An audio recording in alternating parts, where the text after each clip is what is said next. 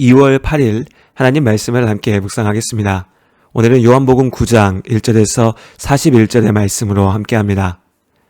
사람이 세상을 느끼는 5가지 감각, 곧 시각, 후각, 청각, 촉각, 그리고 미각 중에 가장 중요한 것은 무엇일까요? 물론 오감 모두가 중요하죠. 그래도 굳이 하나를 꼽으라면 저는 시각을 택하겠습니다. 사람이 평상시 획득하는 감각 정보의 70% 이상이 시각을 통해서 얻어진다고 합니다. 시각은 말 그대로 눈을 통해서 전달되죠.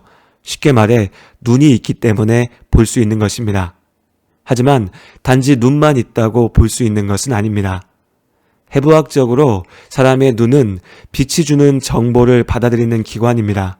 그러니 시력이 아무리 좋아도 빛이 없으면 아무것도 볼 수 없는 것입니다. 그래서일까요? 하나님께서 세상을 만드실 때 가장 먼저 빛을 만드셨죠.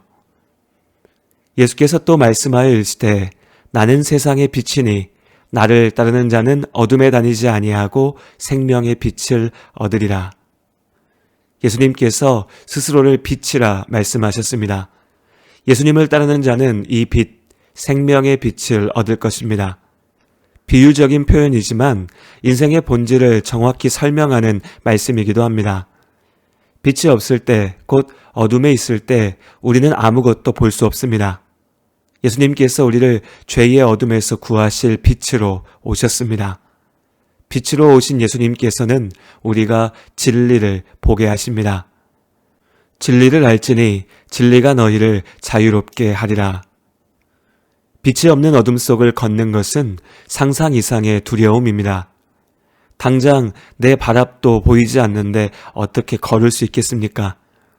마지못해 내딛는 한 걸음 한 걸음이 한없는 두려움의 연속일 것입니다.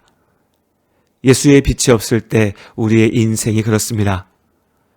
어쨌든 살아있기에 날마다 움직이고 결정을 내리지만 정작 무엇이 옳은 것인지, 내 삶이 어떤 방향으로 가고 있는지 또 가야 하는지 알 수가 없습니다.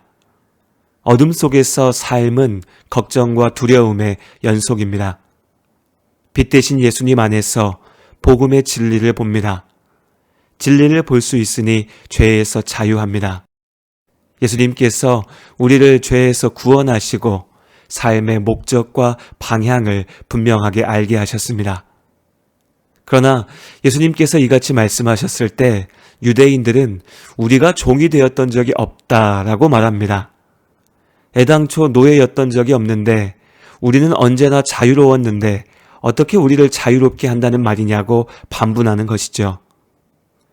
유대인들은 형식적인 종교에 사로잡혀 죄의 종이 되어 살고 있었습니다. 그러나 자신들은 결코 그런 적이 없다며 큰소리쳤죠. 그들은 나의 문제가 무엇인지도 알지 못했습니다. 진리를 알지 못하면 거짓이 참이 됩니다. 비정상이 정상이 되죠.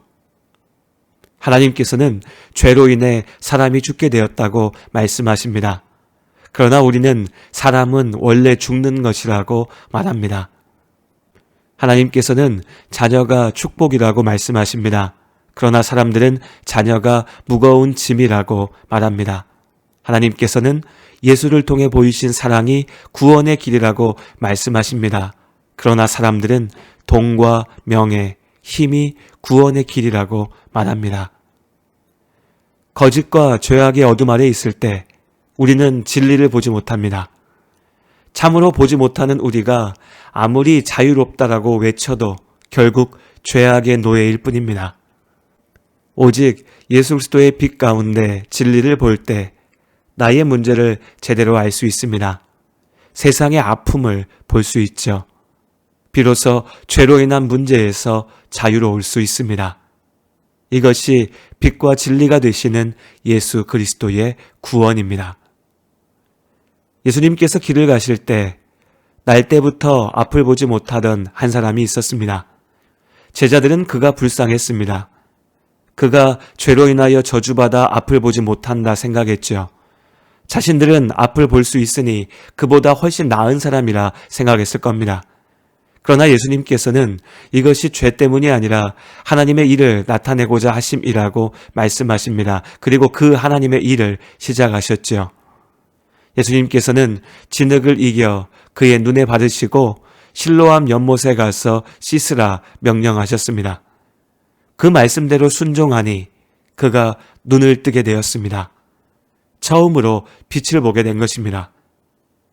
평생을 보지 못하던 사람이 앞을 보게 되었다는 소식은 예루살렘의 많은 사람들을 놀라게 했습니다.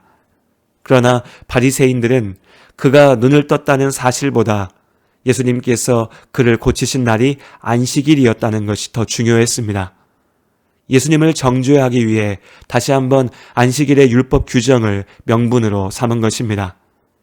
이제는 눈을 뜨게 된 맹인은 어떻게든 예수를 욕보이기 위해 자신이 눈뜨게 된 과정을 캐묻는 바리새인들을 이해할 수 없었습니다. 그가 말합니다. 그 사람이 대답하여 이르되 이상하다. 이 사람이 내 눈을 뜨게 하였으되 당신들은 그가 어디서 왔는지 알지 못하는도다. 자신이 눈을 뜨게 된 것은 분명 하나님의 능력이었습니다. 그런데 왜 바리새인들은 오로지 예수님을 비난하는 것에만 관심을 갖는 걸까요? 바리새인들은 어떻게든 예수님에 대한 트집거리를 찾아내기 위해 이 사람을 닥달하였으나 그가 할 수 있는 말은 하나뿐이었습니다. 이 사람이 하나님께로부터 오지 아니하였으면 아무 일도 할 수 없으리이다. 결국 바리새인들은 원하던 답을 듣지 못한 채 이제는 앞을 보게 된 맹인을 쫓아보냅니다.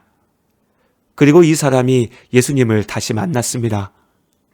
예수님께서 물으셨습니다. 너를 눈뜨게 한 내가 하나님의 구원자임을 믿느냐? 맹인은 대답합니다. 주여, 내가 믿나이다. 그의 고백을 들으신 예수님께서 말씀하십니다. 내가 심판하러 이 세상에 왔으니 보지 못하는 자들은 보게 하고 보는 자들은 맹인이 되게 하려 함이라. 사람들은 날 때부터 보지 못했던 이 사람을 비웃거나 동정하였지만 예수님께서는 그가 눈뜨게 하셨습니다.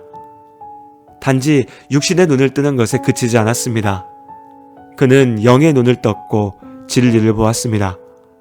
예수님께서 하나님의 약속하신 구원자 그리스도 되심을 믿고 구원을 얻었습니다.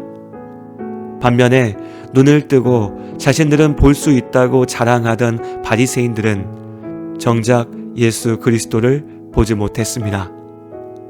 눈먼 자는 보았으나 눈뜬 자는 보지 못한 것입니다. 이것이 예수님의 구원이며 또한 심판입니다. 예수님을 믿는다고 고백하는 우리는 빛 가운데 진리를 보아야 합니다. 하나님의 구원의 말씀, 곧 복음이죠. 또한 복음의 빛으로 우리의 삶을 바라보아야 합니다.